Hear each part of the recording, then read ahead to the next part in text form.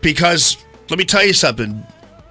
Donald Trump outperformed Mitt Romney in every minority category from 2012. Blacks, Hispanics, women.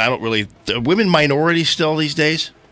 I mean, but all I'm saying is that this changing country, there are a lot of people who are changing, but they're changing towards a more common sense conservatism, and they're black, white, they're gay, straight.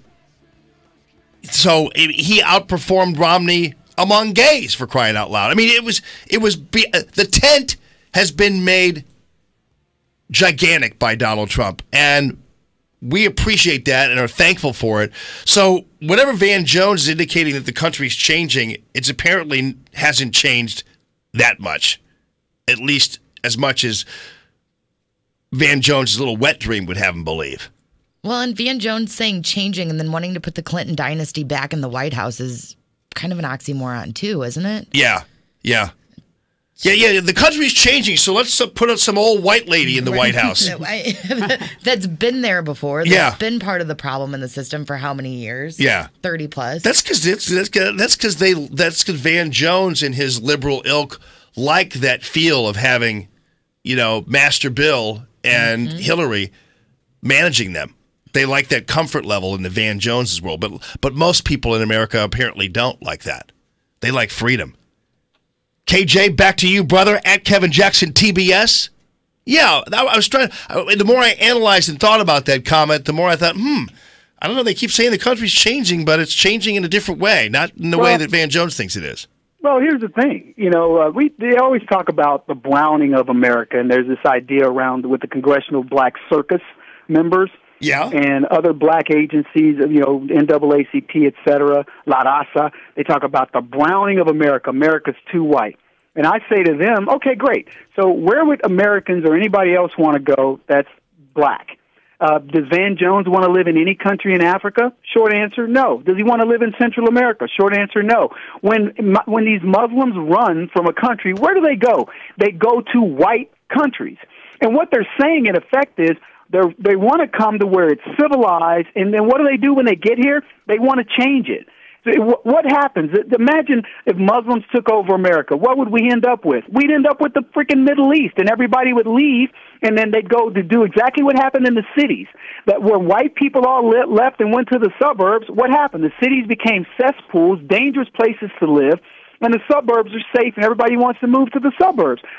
Every time somebody tries to convince me that we need to brown something, I go, look, I don't know about you guys. I kind of like the white version. Now, I know a lot of people will get offended by that, but I don't give a crap. The fact of the matter is America is a melting pot.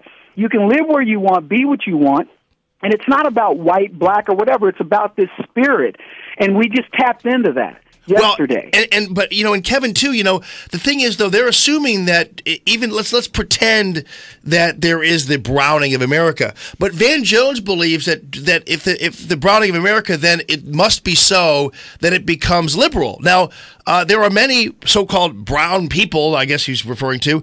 They're not Democrats. They're conservatives. They're people who are thinking through. But you're making my point is that it isn't about the browning of America. America is about the American spirit. Right. You come here, it doesn't matter what color you are. You feel it, man.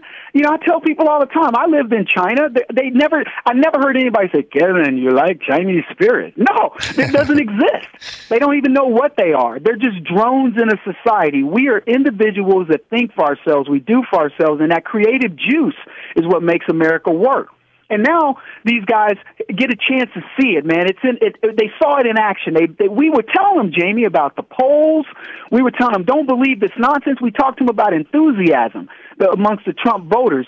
And now the left is experiencing their zombie apocalypse. Did you watch those Hillary Clinton zombies? They just stood there looking at the screen going, we cannot believe what has happened. Yeah, you just got your asses kicked. That's what happened. Yeah, and I kind of feel bad for them. They're all wearing they're all wearing their, it was like pantsuit day yesterday. Look, there were a couple of them in fetal position, and I was posting it. Look at this, ha ha ha! Because it was like, where's your God now?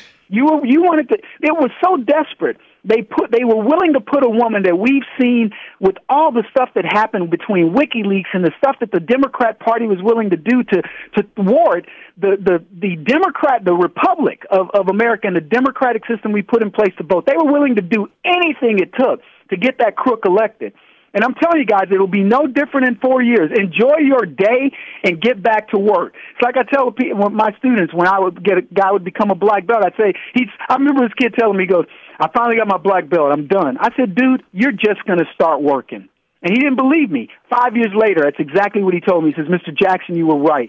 I work harder now than I did when I was trying to get to my black belt. We just got our black belt. We kick their butts, man. There's nothing better, Jamie, than having all the things that we need. We got the House, the Senate. We now get to make judges, appoint judges, right, to the Supreme Court, and a president who believes in us.